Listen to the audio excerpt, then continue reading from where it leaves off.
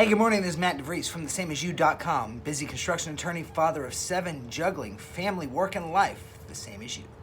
Today's topic is when quitting literally is not an option. Give me a few minutes of your time. We'll figure this thing out. So it's the day before Thanksgiving, and I am on fire right now. On fire, and I'll tell you why in a minute. But let me give you a snapshot of the last 24 hours. I was rushing to get home yesterday afternoon. Tried to get home early, trying to finish all the deadlines, and I just couldn't do so. My computer crashed, so they had to back it up. It took 3 to 4 hours to back it up.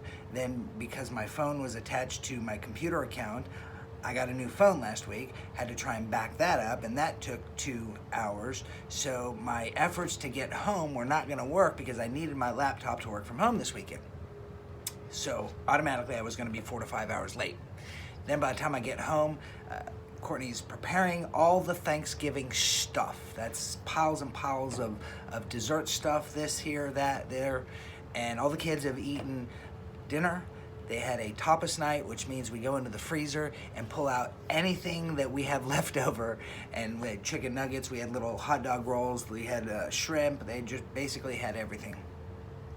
After we got the kids done, I ended up going to the grocery store, and if you've ever been to Walmart on the day before Thanksgiving, it is a zoo. Now, Walmart's a zoo normally, but all those people you see on Walmart photograph sites, I saw them last night. So I was there for only a few items, and it took me an hour and a half. So I finally get home, finally get to bed. I'm gonna go to bed early because I want to get in early.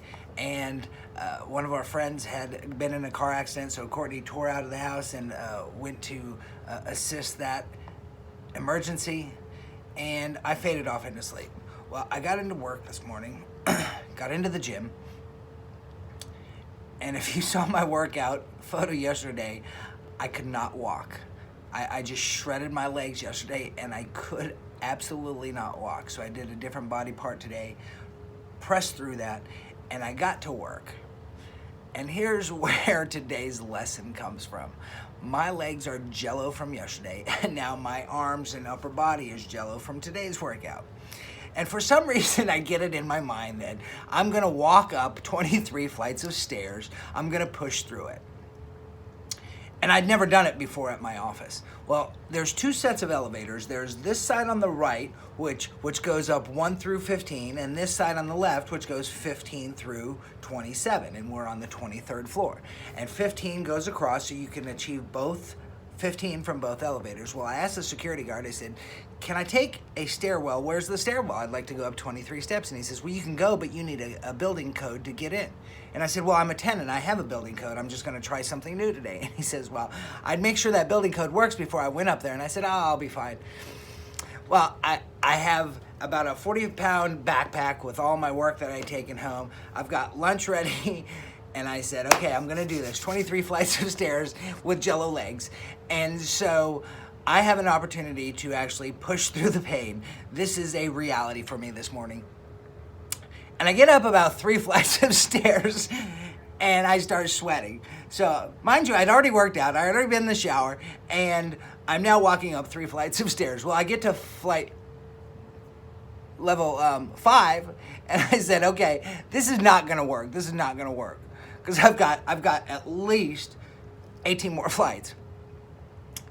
So I know that if I can get to 15, that's gonna be a good quitting spot. I know that that's an option because, hey, this is my first time on the stairwell. Hey, give yourself a break, Matt. You did good, pat yourself on the back. Well, I pressed through to 15, and guess what?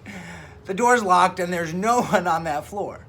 You see, I realize sometimes in life, quitting literally is not an option. I had no choice. There was no one I could call. I couldn't call security, so I actually did have a choice. Quitting would have been walk down 15 flights of stairs and then take the elevator. Well, I wasn't gonna walk down because I was already in the stairwell.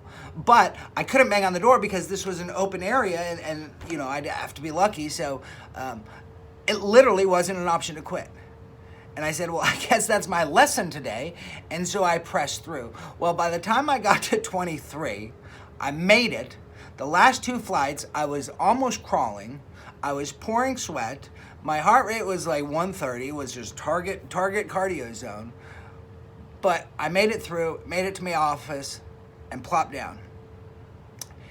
And I said, wow, that's something amazing. So even though my legs are burning, my lungs are burning, I'm sweating like a dog, I'm trying to start my day, I just had this amazing lesson that popped up in my mind. And that was, sometimes in life, quitting literally is not an option. You see, we are so bombarded with people telling us to push through, never give up, go forward, you can do it, yeah, rah, rah, rah, rah. And if you can train yourself to do that, that's great.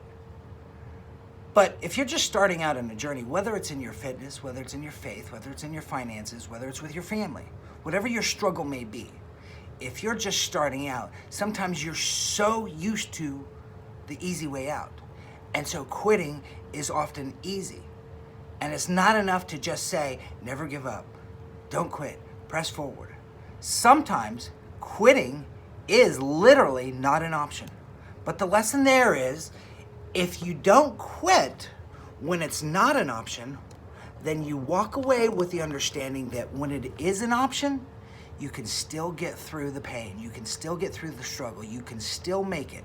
Because literally, quitting wasn't an option at one point. For me, on floor 15, quitting was not an option. I didn't have the opportunity. I couldn't just stop unless I was gonna sit down, pack lunch, and start working from the stairwell. So it wasn't an option on my flight, 23 flights of stairs to walk up that day. So if we walk away with a lesson that sometimes in life, quitting is not an option, we can transform our mind. If you can push through when quitting literally is not an option, then you can push through when quitting is an option. You take that away, you take it away from your vocabulary, and it makes it easier. So the task today, I want you to think about where in your life over the last year have you had an opportunity in one of your struggles where quitting literally wasn't an option. It wasn't an option to just give up, that you had to push through. And it wasn't a choice, it wasn't a conscious choice saying, hey, I'm gonna push through. But you did not have the option of quitting. And nonetheless, you made it through. And when you write that down, I want you to focus on that and then say, where in my life am I gonna apply this principle? Where am I gonna transform my mind from thinking when it's not an option, then when it is an option, I can take it off the table. I want you to have a great Thanksgiving. I want you to go to www.thesameasyou.com, share this video, hit like. I want you to have a great weekend. Take care.